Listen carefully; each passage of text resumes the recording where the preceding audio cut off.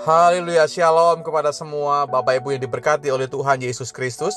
Dalam beberapa waktu ke depan kita akan belajar bersama-sama dari firman Tuhan.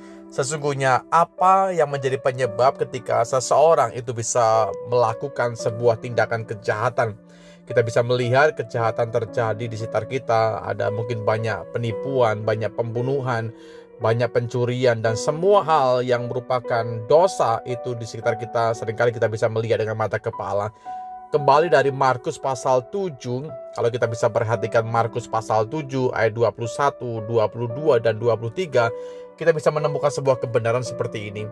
Sebab dari hati orang timbul segala pikiran jahat, percabulan, pencurian, pembunuhan, persinahan, keserakahan, kejahatan, kelicikan, hawa nafsu, iri hati, hujat, kesombongan, kebebalan. Semua hal-hal ini timbul dari dalam dan menajiskan orang.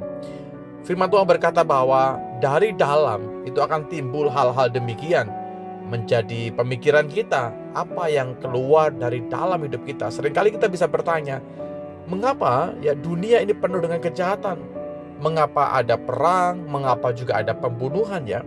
Mengapa juga ada korup di mana-mana dan berbagai bentuk kejahatan yang kita bisa lihat di sekitar kita? Apakah memang kejahatan disebabkan oleh lingkungan, atau juga karena kemiskinan, atau juga mungkin karena tekanan sosial yang lain? Firman Tuhan menjelaskan kepada semua kita jawaban yang pasti, saudaraku, bahwa kejahatan itu berasal dari dalam hati setiap pribadi.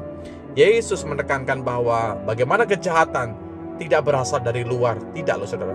Tapi kejahatan itu keluar dari hati manusia, bukan juga dari lingkungan ya, yang menentukan seseorang bisa melakukan sebuah tindakan kejahatan, tapi juga karena pilihan hati kita untuk melakukannya. Jadi dari pengertian-pengertian seperti ini pentingnya kita bisa menjaga hati kehidupan kita, karena kejahatan seperti misalnya iri hati, ada kesombongan di sana, ada kebencian, ada hawa nafsu, dan semuanya itu berakar dari hati yang tidak diserahkan kepada Tuhan. Menjadi sebuah pertanyaan bahwa ketika firman Tuhan datang buat kita, kejahatan berasal dari hati, berarti mau tidak mau kita perlu menjaga hati kita sedemikian rupa.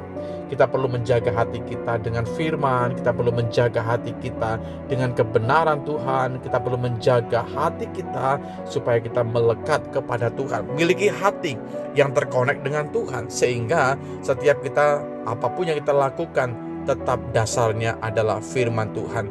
Ternyata firman Allah menjadikan jawaban buat kita. Dunia mengalami kejahatan, seringkali terjadi hal-hal yang di luar dari akal sehat kita, dan semuanya merujuk kepada dari hati itu akan timbul hal-hal demikian. Yang kedua, saya melihat bahwa hati yang jauh dari Tuhan akan dikuasai dengan dosa, saudaraku. Dalam Yeremia pasal 17 ayat yang ke-9 dikatakan betapa liciknya hati, lebih licik daripada segala sesuatu. Hatinya sudah membatu, siapakah yang dapat mengetahuinya? Bapak Ibu saya kasihi, hati manusia sudah jatuh ke dalam dosa sejak bagaimana kita lihat kejatuhan Adam dan Hawa. Tanpa pembaharuan dari Roh Kudus, hati kita akan terus menghasilkan keinginan-keinginan yang merujuk kepada kejahatan. Makanya kita perlu bertobat hari ini. Sesungguhnya pembaharuan batin itu dikerjakan oleh Roh Kudus. Mau tidak mau kita harus membuka hati kita untuk Roh Kudus bertahta. Roh Kudus bekerja, kita menempatkan porsi Dia lebih dari segala sesuatunya, sehingga ada pembaharuan yang dikerjakan Dia di dalam hati Anda dan saya. Terima kasih Bapa dalam sorga buat firman yang bisa kami terima saat ini Tuhan.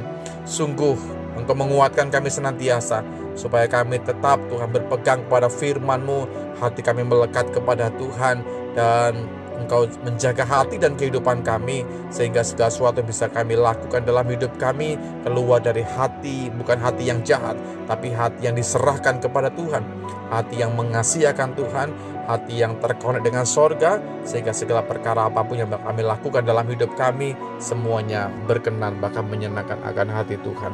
Ajar kepada kami Tuhan, tunduk kepada Engkau lebih dari segala sesuatunya, tunduk kepada firman-Mu, tunduk kepada pengajaran-Mu, sehingga ada hati-hati yang ditaklukkan di bawah keinginan sorga.